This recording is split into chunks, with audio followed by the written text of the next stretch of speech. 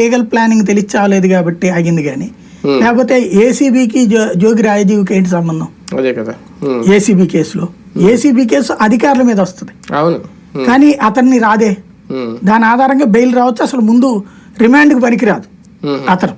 ఇప్పుడు స్పాట్ లో క్యాష్ ఇస్తుంటే పట్టుకున్న దాంట్లో ఏసీబీ పనిచేస్తుంది, లేదా గతంలో జరిగిపోయింది అది కూడా రిజిస్ట్రేషన్ అయిపోయిన వ్యవహారానికి సంబంధించి ఏసీబీ పనికిరాదు. ఇంతకుముందు అనేక కేసుల్లో కోర్టుల్లో రిమాండ్ దగ్గర వెనక్కి పంపించేసినవి ఉన్నాయి.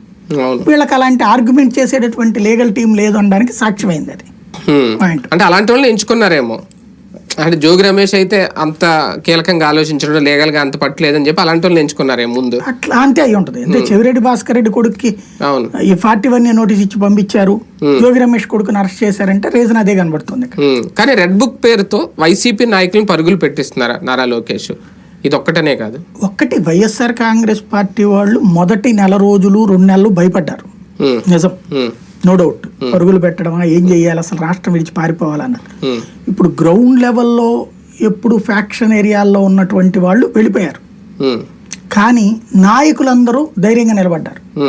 ఎందుకంటే ఎప్పుడైతే జగన్ రోడ్డు మీదకి వచ్చాడో, రషీద్ ఇంటిని పరామర్శించడం కావచ్చు, సుబ్బారాయుడు ఇంటికి వెళ్ళడం కావచ్చు, ఆ టైంలో వచ్చిన జనస్పందన కావచ్చు చూశాక, అందులో ఎమ్మెల్సీ ఎలక్షన్ గెలుపు, ఈ 3 ఎప్పుడైతే జరిగినాయో మళ్ళీ ధైర్యం వచ్చేసింది వైఎస్ఆర్ కాంగ్రెస్ పార్టీ వాళ్ళు. ఇక ఎవడు భయపడట్లేదు. అయితే ఏముంది, జైల్లో పెడతారు అంతే కదా. అంటే వాళ్ళకి ఇది అలవాటు చేస్తారు. ఇప్పుడు ఆ నాయకులు ఎవరితో మాట్లాడినా సరే, ఏముందబ్బా జైల్లో పెడతారు, 4 రోజులు పోతే బెయిల్ వద్దు, మనం వచ్చాక కేసు కొట్టేస్తాం, కానీ అని చెప్తున్నారు. మీరు ఇలా ప్రిపేర్ చేసుకోండి అని చెప్తున్నారు.